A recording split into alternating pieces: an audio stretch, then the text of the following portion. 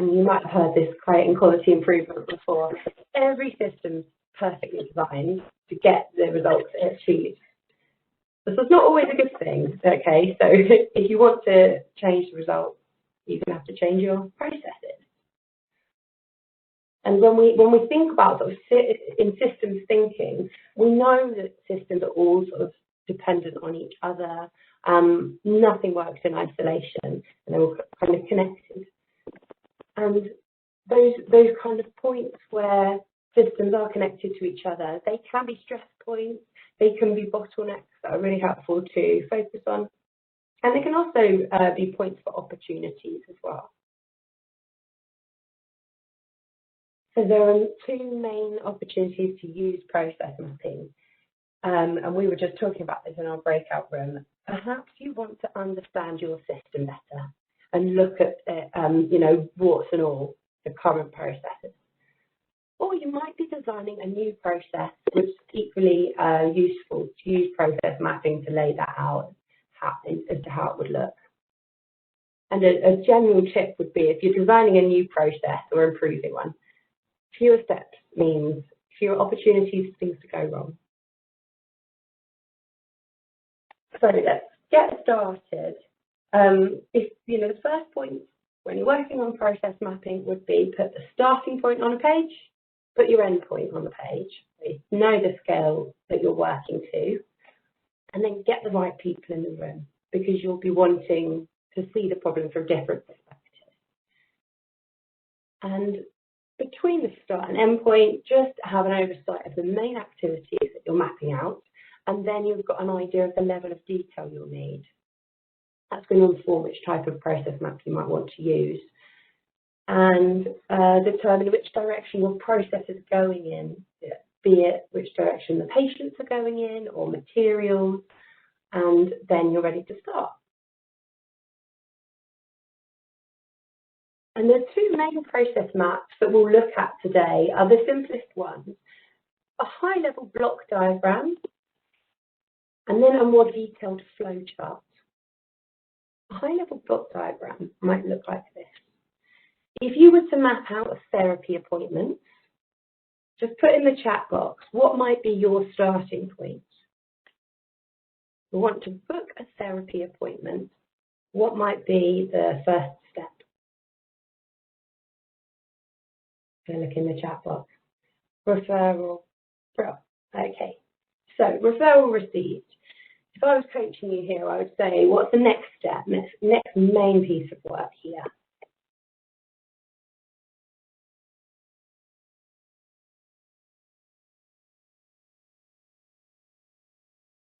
Put your ideas into the chat box here. An NDT discussion. All right, looks like there could be a step before the NDT discussion, unless the triage does involve those staff members. Then a referrals meeting, and then Mel said next could go on triage, could go on Rio, and finally Toto said triage or referral. Brill. So there's your high levels of blocks.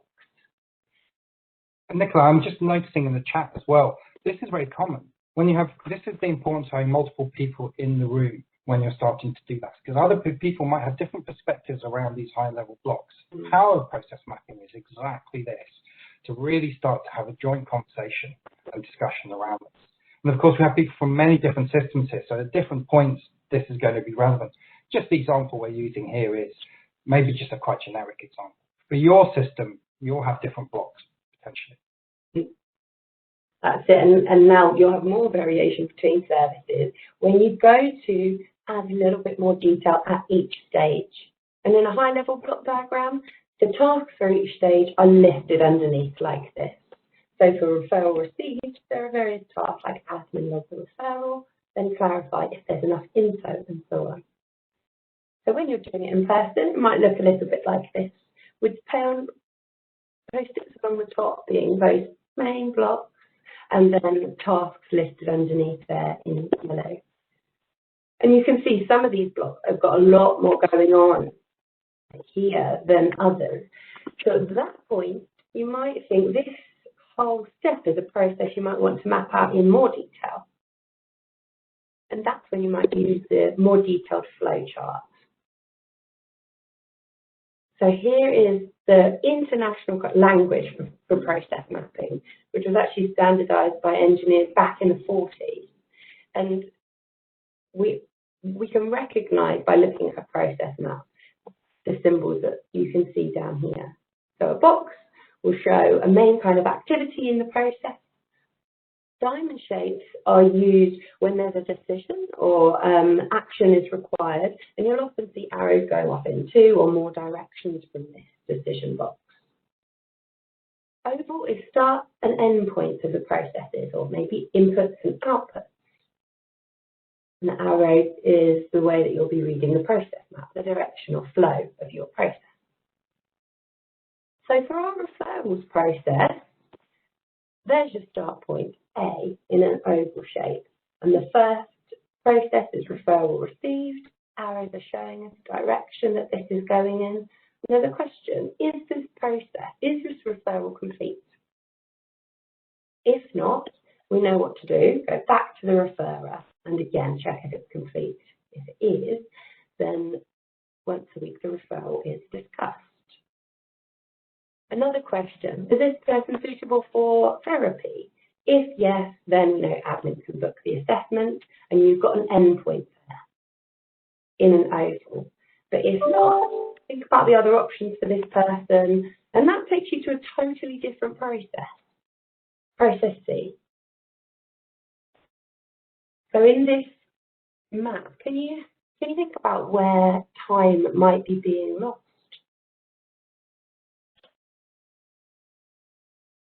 I'm looking at the chat box if you've got any ideas.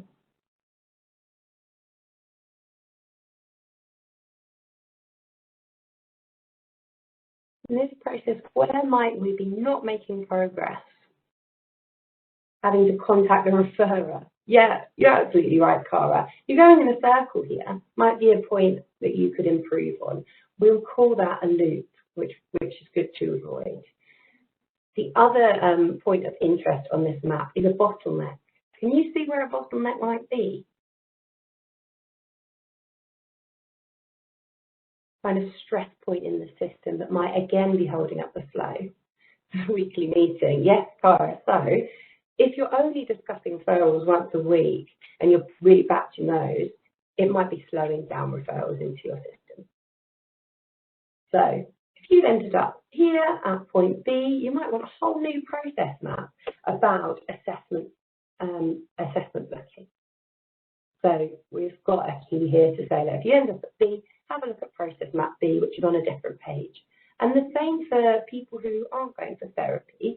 They end up here at point C, and that refers to a signposting process map for other kind of services for those guys. So you don't need to put it all on one page. You can link to a process map. And this is fine to also put your process vertically, as long as the flow of your system is always going one direction. Here it's going down, here it's going to the right, then that's fine. And just keep your yeses and your nos consistent. Here you can see nos are going to the right and yeses are going down. That's easier for people to read. So the most important thing, of course, is just getting it right, having the right people in the room. So you will probably need people who work at different times of day, people who see the system from different perspectives, like service users and carers and cleaners, whoever it is that has a part in the process. Yeah, Donnie, you'll get the participants guide after today in an email. Thanks for asking.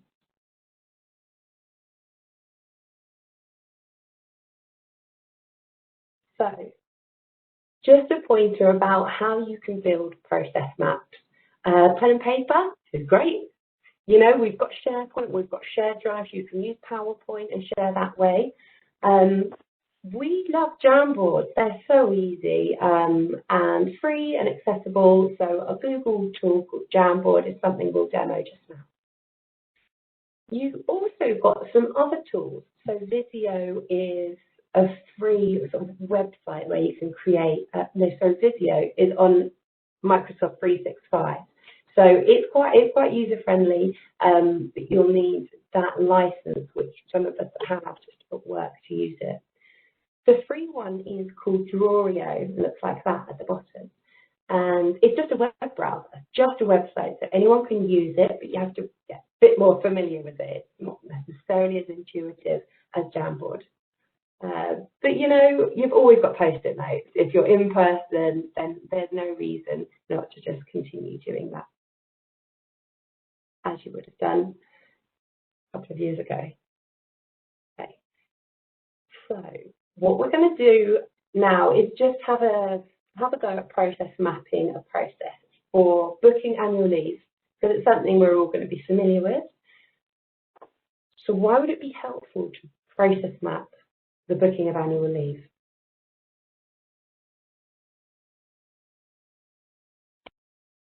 I'm looking in the chat box.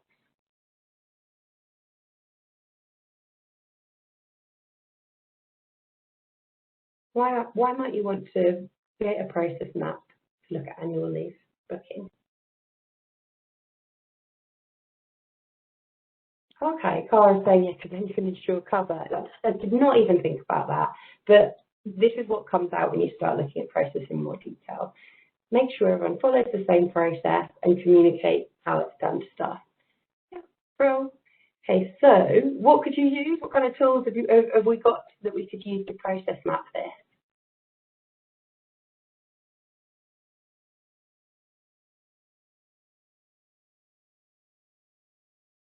What could we use? What programs or tools could we use to process map this?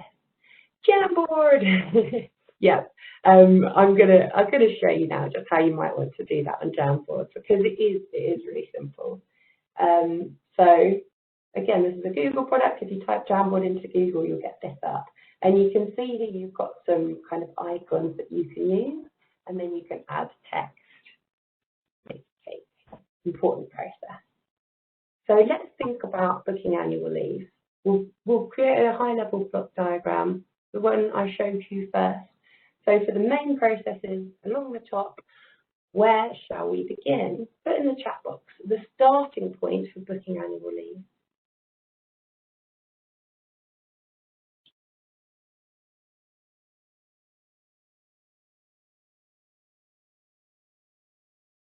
Make an annual leave request. Brilliant. Okay, that's our starting point then. And what's the end point that we'll put in that grey arrow there? What's the end point for our annual leave process? Have it approved. Yeah, brilliant. Okay. Now, we've got three main steps in the middle. What are those main steps?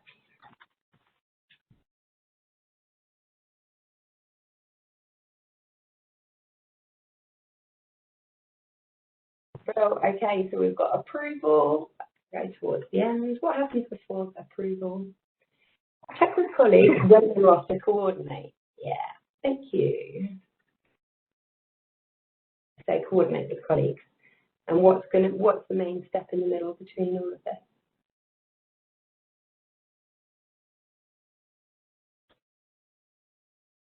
Complete annual leave sheet. Brilliant.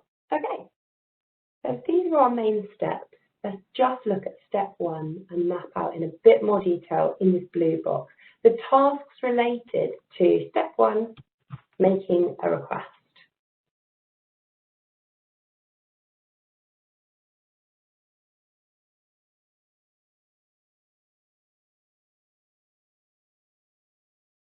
So making a request, someone says the manager considers. Decide which days you would want. Right. This will be different for each service, but by having it all on a page like this, you've got an agreement with your team, with your service, as to what this process is, and then you can't say, "Hey, I booked Christmas off." That wasn't necessarily agreed for. So that's how you create a high-level block diagram. And the last thing that I'm going to share with you before the end of the session is a challenge between now and Friday. So you've got 3 days to try this out in your service.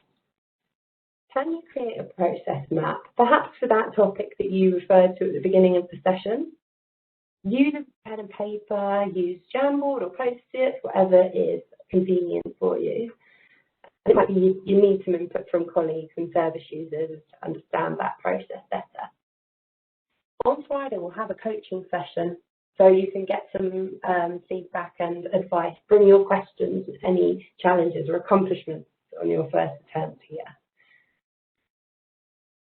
It would be really helpful if anyone would be happy on Friday to share the process map they've had to go on. Have we got any volunteers to come on Friday and get a bit of support, show the whole group their process map?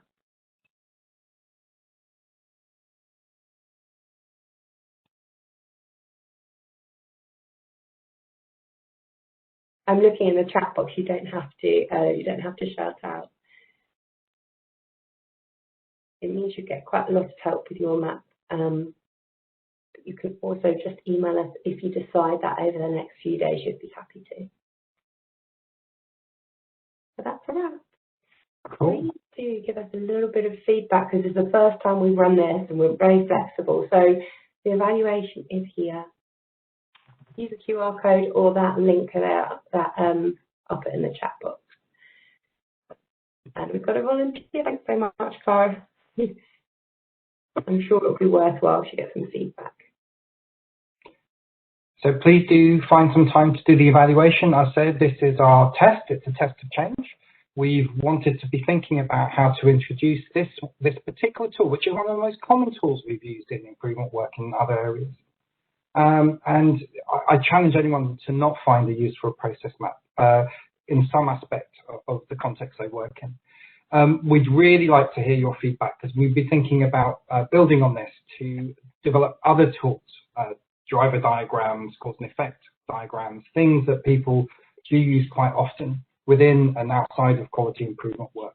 But it just remains for me to thank everyone for coming today, early in the morning. We're going to try this format out. We'd invite the rest of you to come back on Friday. We've already got one presenter, one volunteer, and we'll be looking at giving you a little bit more in-depth exploration of how to use aspects of process mapping, and maybe even, if we have time, some other ways of doing process mapping that can even pull out more information from your system. But it just remains for me to say thank you so much for today. Hope you have a good day going ahead. Nicola, thank you so much for presenting and delivering today.